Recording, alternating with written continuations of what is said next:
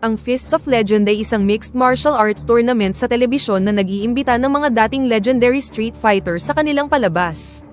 Pinupukaw nila ang lumang tunggalian sa high school sa pagitan ng mga nasa middle-aged man, at hinahayaan silang makipaglaban sa isa't isa.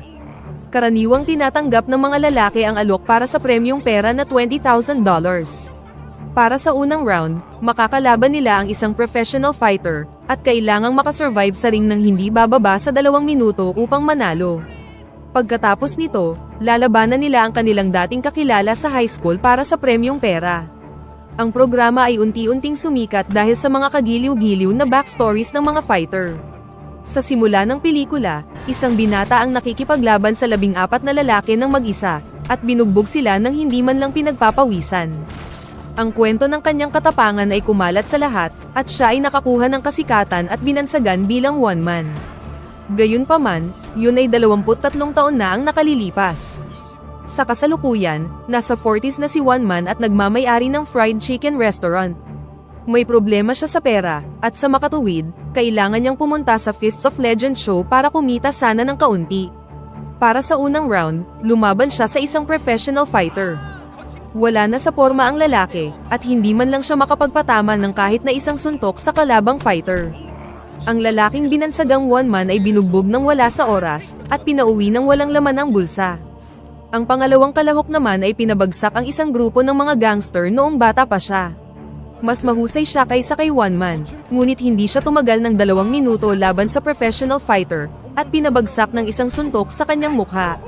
Ang pangatlong kalahok ay ang pinaka-talented sa kanilang lahat. Mahusay siyang nag-hold sa loob ng 1.5 minuto, ngunit na-trap sa isang chokehold sa huling 30 segundo. Napabuntong hininga ang mga manonood habang hinihintay siyang mag-tap out, ngunit nanatili siya hanggang sa matapos ang 2 minuto, at na-promote sa ikalawang round. Pagkatapos ay lumaban siya sa dating kaaway sa high school, at sa wakas ay nanalo ng premyong pera pagkatapos ng isang matinding laban. Sa sumunod na eksena, ipinakilala sa atin ang bida ng pelikula, si Lim Jok-kyu, isang 43 taong gulang na lalaki na nagmamay-ari ng isang noodle restaurant. Noong high school, dati siyang boksingero, na naglalayong manalo sa Olympics. Gayunpaman, kinailangan niyang talikuran ang kanyang pangarap dahil sa ilang problema. Dahil dati rin siyang street fighter, sinubukan siyang i-recruit ng direktor ng Fist of Legend na si Gyu-min. Pumunta siya sa kanyang restaurant bilang isang customer at palihim na ibinalita ang paksa ng kanilang palabas. Si Jok-kyu ay hindi interesado sa pakikipaglaban, ngunit ang premyong pera ay nakaakit ng kanyang interes. Pagkatapos ng engkwentro, pumunta siya sa bahay ng kanyang biyenan. Namatay ang asawa ni Jok-kyu ilang taon na ang nakalilipas, na iniwan siya at ang kanyang anak na dalaga na si Subin, sa kanilang sarili. Simula noon, si Subin ay nanirahan na sa kanyang lola, na minsang tumutulong kay Jok-kyu sa restaurant. Sa mga oras na yun, napansin ni Jok-kyu na malungkot si Subin sa isang bagay. Kinaumagahan, ipinatawag si Jok-kyu ng guro ni Subin sa ospital. Dito nabunyag na sinaksak pala ni Subin ng lapis ang isang kaklase. Lumuhod si Jok-kyu sa harap ng guro para humingi ng tawad, at nangakong babayaran ang hospital bill. Kalaunan, sinabi niya kay Subin na dati rin siyang bully noong high school, at mapaglarong ipinaliwanag sa anak na ang pagsampal o pagsuntok ay mas mabuti kaysa sa pagsaksak. Dahil sa hindi maganda ang takbo ng negosyo ni Jok-kyu ngayon, at kailangan niya ng pera para sa hospital bill, nagpa siya na siyang sumali sa Fists of Legend tournament. Sa ibang lugar, si Director Gyu-min ay tinawagan ang dating kaibigan ni Jok-kyu at kapwa street fighter, si Sang-hun. Nais niyang isali siya sa palabas upang labanan si Jok-kyu, ngunit tinanggihan niya ang alok. Nagtatrabaho si Sang-hun bilang manager para sa isang malaking korporasyon na pinamamahalaan ng dati niyang kaibigan sa high school na si Jinho. Si Jinho ay mayaman at masama, na tinatrato siya na parang isang laruan. Sa paglipas ng mga taon, si Sang-hun ay nawalan ng respeto sa sarili at naisip na nabubuhay siya bilang alipin ni Jinho. Tila hindi ito patas sa kanya dahil nakuha ni Jinho ang kanyang kayamanan mula sa kanyang ama, at hindi na kailangang magsumikap para dito. Noong araw na yun, binugbog ni Jinho ang isang babae at binastos ang waiter gaya ng dati. Dahil dito, kailangang linisin muli ni Sang-hun ang kalat para sa kanya. Nang sumunod na araw, pumunta si Jok-kyu sa Fists of Legend studio upang lumahok sa laban. Dahil dati siyang mahusay at trained boxer noong araw, mas mahusay siya kaysa sa karamihan ng mga middle-aged man na pumunta sa palabas. Sa unang ilang segundo ng laban, tinamaan siya ng lower kick na naging dahilan upang mapaatras siya. Nang nagsimula siyang maliitin ng kanyang kalaban, nagpatama siya ng ilang malalakas na suntok at napatumba ang kalaban gamit ang isang uppercut. Ang mga manonood, kasama ang mga producer, ay naiwang tulala na ang isang ordinaryong tao ay nagawang talunin ang isang trained professional. Para sa susunod at panghuling round, ihinarap siya sa kanyang dating kaibigan sa high school, si Jae-sok. Dahil hindi makumbinsi ng mga producer si Jinho na sumali sa paligsahan, nagsettle sila sa isa pang kaibigan ni Jokyu na si Jae-sok. Naglaban sila sa isang friendly ngunit intense na match. Sa huli, ang tagumpay ay pumanig kay Jokyu at nanalo siya ng $20,000 na premyong pera. Pagkatapos ng laban, gusto siyang itampok ni Gyumin sa iba pang laban, ngunit sinabi ni Jokyu na hindi na niya kailangan ng pera. Kalaunan, nag-usap sila ni Jae-sok tungkol sa kanilang high school life at nagpas siyang magkita balang araw para magkape, bago sila naghiwalay. Isang flashback ang ipinakita sa atin noong high school si Jokyu. Ang tanging hiling niya sa buhay ay maging kinatawan ng South Korea sa Olympics. Para dito, nagpa-practice siya ng ilang oras araw-araw para makamit ang kanyang pangarap. Isang araw sa kanyang pag-uwi, nakita niya ang mga lalaki mula sa isang karibal na paaralan na binubugbog ang kanyang mga kaeskwela. Isa sa mga bully ay si Jae-sok, at yun ang unang beses na nagkita ang dalawa. Natalo silang lahat ni Jokyu at iniligtas ang kanyang mga kaeskwela.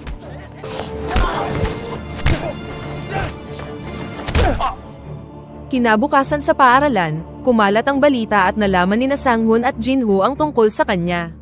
Lumapit sila kay Jokyu, at ang tatlo ay nagsimula ng mag-hangout. Galit pa rin si Jae-sok sa pagkatalo, kaya pumunta siya sa paaralan upang turuan ng leksyon si Jokyu. Gayunpaman, nilabanan siya ni Sang-hun at pinaalis siya. Isang araw, si Jokyu, Sang-hun at Jinho ay tumatambay sa isang parke, nang hilingin ni Jinho sa dalawa na maglaban sila para sa $200. Si Jinho ay isang mayaman at spoiled na bata, na iniisip na mabibili ng pera ang lahat. Ang impluwensya ng kanyang ama ay tumutulong sa kanya na makawala sa anumang bagay sa buhay. Habang nag-uusap sila, muli silang nilapitan ni Jae-sok at hinamon si Jokyu sa isa pang tunggalian. Gayunpaman, hinayaan lang siya ni Jokyu na suntukin siya ng 2 beses, at pagkatapos ay inimbitahan siya na sumali sa kanilang grupo. Dito na nabuo ang grupo ng 4. Simula ng araw na yun, lagi na silang magkasama at namuno sa kani-kanilang paaralan. Lumaki si Jinho upang manahin ang negosyo ng kanyang ama, habang si Sang-hun naman ay nanatiling manager na naglilinis para sa kanya. Hindi nagtagal, ang Fists of Legend episode ay ipinalabas sa telebisyon, at ang kasikatan ni Jokyu ay nag-skyrocket. Ang kanyang restaurant na dating walang laman, ngayon ay may pila na ng mga customer na naghihintay sa labas. Si Jokyu ay wala ng planong bumalik sa show, ngunit pinilit siya ng kanyang biyenan na pumunta para mapanatili ang kasikatan ng restaurant. Sa sumunod na match, muling pinatumba ni Jokyu ang kanyang kalaban. Sa pagkakataong ito, pinahanga niya ang mga manonood sa kanyang sportsmanship, nang kunin niya ang kanyang kalaban at tinanong siya kung ayos lang siya. Nang gabing yun, binilhan niya si Subin ng tablet para magamit niya ito sa kanyang pag-drawing. Napakahusay niya sa pagguhit, kaya gusto niyang suportahan ang kanyang pangarap na maging isang artist. Sa mga oras na yun, nasa restaurant sila nang makilala ng grupo ng mga lalaki mula sa paaralan ni Subin si Jokyu. Nang makita sila, kinabahan si Subin at hindi inalis ang tingin sa kanyang tablet. Sa sumunod na ilang linggo, patuloy na naging panauhin si Jokyu sa palabas at nanatiling undefeated. Dahil sa kanya, ang kasikatan ng palabas ay lumakas ng husto. Maging ang dati niyang mga kaibigan na sina Sang-hun at Jae-sok, ay nanunood ng mga laban at nag-cheer para sa kanya. Isang gabi, pumunta si Jokyu sa isang high school reunion at winelcome siya ng mga juniors ng kanyang paaralan. Pinuri nila si Jokyu para sa kanyang tagumpay at siya ang naging sentro ng usapan. Inalok pa nga niya na siya na ang magbabayad ng pagkain ng lahat. Gayunpaman, nagbago ang direksyon ng usapan, nang akusahan siya ng isa sa mga junior ng pambubuli, at nagpahirap sa kanilang buhay noong mga bata pa sila. Hindi pa rin niya nakakalimutan kung paano sila binubuli at tinatakot noon ni Jokyu at ng kanyang grupo. Dahil dito, na-realize ni Jokyu na siya ay isang masamang tao noon. Sa isang flashback, ipinakita sa atin ang araw na natagpuan niya si Sang-hoon na binubuli ang mga mahihina sa unang pagkakataon. Nagalit dito si Jokyu dahil hindi niya gusto ang katotohanang nagnanakaw sila sa mga taong hindi kayang ipagtanggol ang kanilang sarili. Ininsulto niya si Sang-hoon at tinawag siyang isang linta na nabubuhay sa pera ni Jinho. Kinaumagahan, kinalimutan na nila ang kanilang mga pagkakaiba at muling nag-usap. Inihayag ni Sang-hoon na hindi niya gustong ginagamit ang pera ni Jinho. Kaibigan lang niya si Jinho dahil ang tatay niya ang family driver nila, kaya nakaramdam siya ng utang na loob sa kanila. Pagkatapos ng kanilang pag-uusap, mas naiintindihan na ngayon ni Jokyu si Sang-hoon. Pagkatapos ay dumating na ang araw ng pagpili para sa 1988 Summer Olympics. Ang grupo ay nag-cheer para kay Jokyu habang mahusay niyang nilalabanan ang kanyang kalaban at pinatumba siya. Gayunpaman, ang resulta ay inihayag pabor sa kalaban. Maging ang mga taga-suporta ng kalaban ay nagulat sa hindi patas na resulta. Nang nagalit ang coach, sinabihan siya na walang family background si Jokyu para maging kinatawan ng Korea sa Olympics. Pagkatapos ng insidente, nadurog ang puso ni Jokyu. Nang makitang malabo na ang tanging pangarap niya sa buhay, nagsimula siyang uminom at mangbuli ng mga tao. Ito ang panahong binuli niya ang lalaking kumumpronta sa kanya sa reunion. Nakipag-away ang grupo sa mga gangster, at kalaunan ay nagi silang marahas na mga teenager na walang pakialam sa sino man maliban sa kanilang sarili. Sa isa sa mga naturang away, nahuli sila ng mga pulis at itinapon sa bilangguan. Sa kasalukuyan, ang direktor na si Gyu-min ay walang tigil na kinukumbinsi si Sang-hoon na sumali sa kanilang palabas para labanan si Jokyu. Dahil kaibigan ni Jinho ang producer ng palabas, ginamit niya ang kanyang autoridad para gawin ni Sang-hoon ang sinasabi niya. Sinabihan pa nga niya ito na baka mapahiya si Sang-hoon sa show, ngunit kung makakatulong ito sa kanyang kumpanya, worth it ito. Dahil dito, walang ibang choice si Sang-hoon kundi tanggapin ang alok. Nang sumunod na araw, nasa restaurant si Jokyu nang pumasok ang kanyang anak na babae matapos siyang bugbugin ng mga bully. Nang tanungin kung sino ang gumawa nito sa kanya, hindi siya nagsalita. Kalaunan, ang isa sa kanyang mga kaklase ay lumapit kay Jokyu at sinabi sa kanya na alam niya kung sino ang may kasalanan.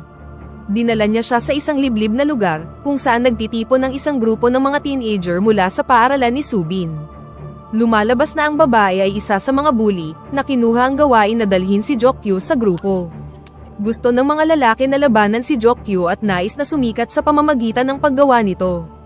Gayunpaman, hindi interesado si Jokyu sa pakikipaglaban sa mga bata, ngunit pagkatapos, ibinunyag nila na hindi kailanman nanakit ng sino man si Subin.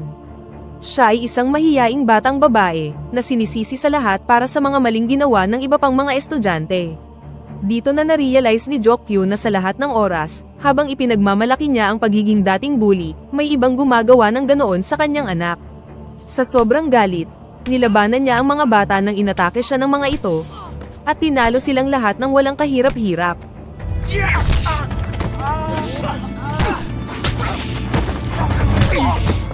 Nang makauwi sa bahay, humingi siya ng tawad sa kanyang anak dahil hindi niya siya nagawang protektahan, at kalaunan ay nagkaayos na ang dalawa. Kinabukasan ay ang laban niya kay Sang-hoon, at excited ang mga direktor dahil isa ito sa pinakamahalagang laban na nangyari sa palabas.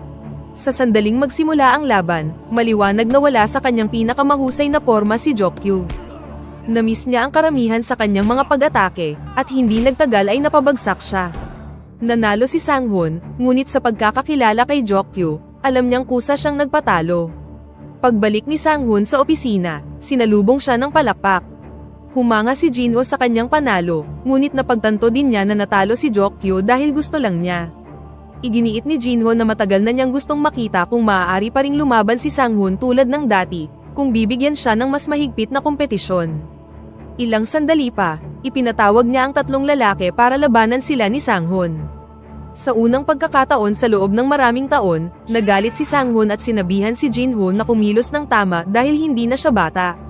Nang pinagbantaan na tatanggalin sa trabaho, iginiit niya na magre-resign na siya at galit na umalis sa gusali. Ngayong wala ng pagkukunan ng pera, si Sang-hoon ay nag-aalala para sa kanyang pamilya. Sa ibang lugar, sa Fists of Legend headquarters, iminungkahi ni Gyu-min ang isang ideya para pataasin ang ratings ng palabas. Iminungkahi niya na mag-organisa sila ng 8-player knockout tournament, kung saan maaaring bumoto ang madla para sa mga manlalaro na gusto nilang makitang mag-compete. Binuhay ang ideya bilang ang Match of Legends tournament at in-advertise ng husto. Para sa tournament, plano nilang i-train ang 8 fighter. Gustong-gusto ng mga manonood ang ideya at naging hit ang palabas bago pa man ito ipalabas. Noong una, ayaw sumali ni Jokyu sa tournament, ngunit nang hilingin ni Subin na wag sumuko sa kanyang pangarap, pumayag na siyang makilahok.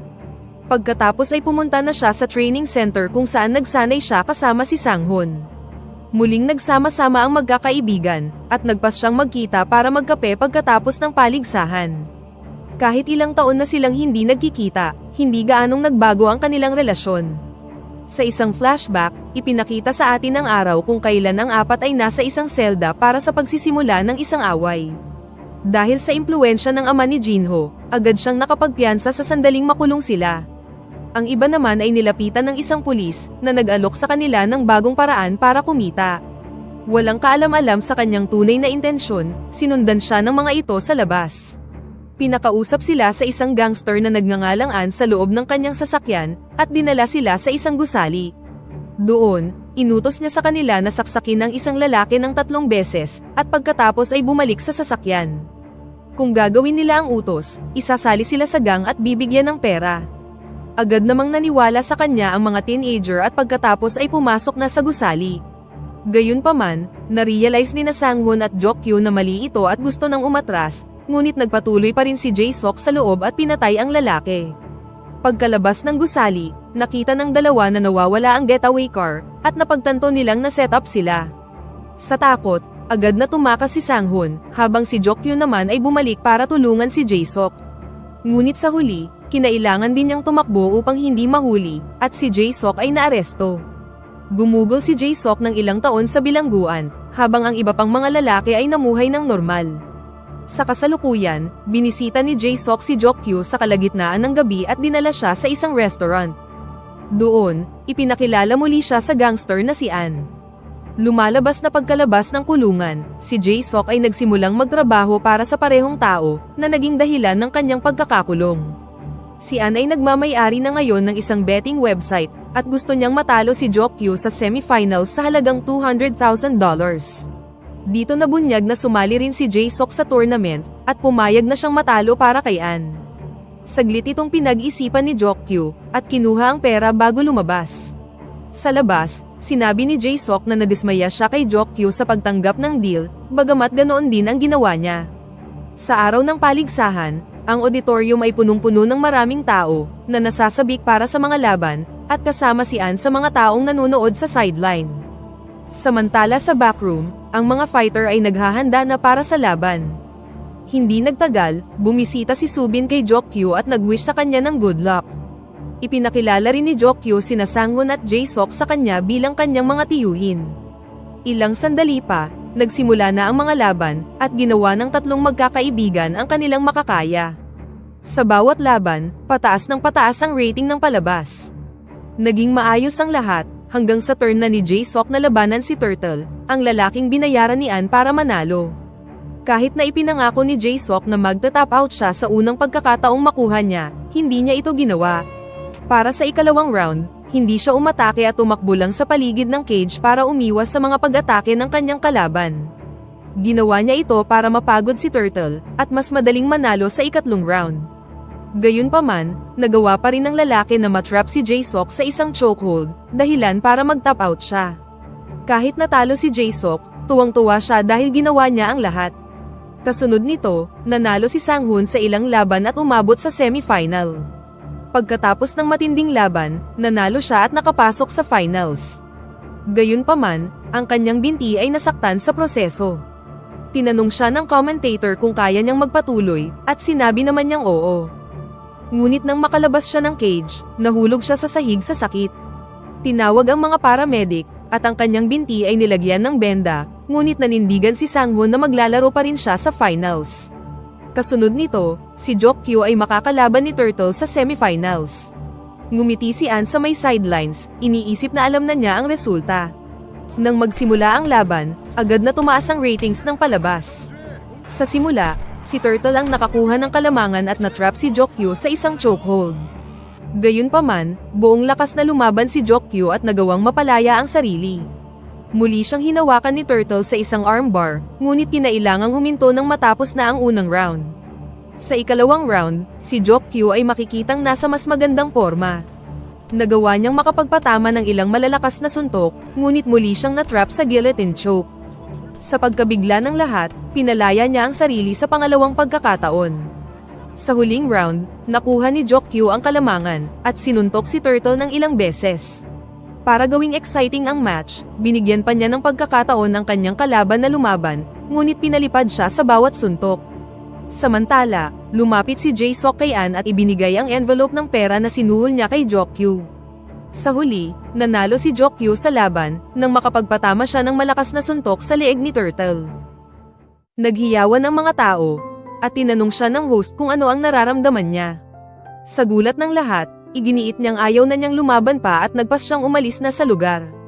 Sumunod si Gyumin sa kanyang likuran at inutos na bumalik siya sa cage dahil hindi pa tapos ang live na palabas. Sinabi ni Sang-hoon na kung magwi-withdraw si Jokyu, makukuha niya ang premyong pera. Nais ni Gyumin ang ideya dahil maaari niyang i-broadcast ito habang pinipili ng isang kaibigan ang pera, habang ang isa naman ay pinipili ang pagkakaibigan. Bago maghiwalay, nangako si Sang-hoon na ibabahagi ang kalahati ng napanalunang pera kay Jokyu. Sa huling eksena, makikita sina Jokyu at Subin na naglalakad palabas ng arena. Ipinagmalaki ni Subin ang kanyang ama sa pagiging niyang matapang. Dahil sa kanya, nagpa siya siyang manatili sa dati niyang paaralan sa halip na lumipat, at dito na nagtatapos ang pelikula. Pakipindot naman ang like button kung nagustuhan mo ang pelikula at kung hindi naman, pindutin mo ng 2 beses ang dislike button para lang makasiguro.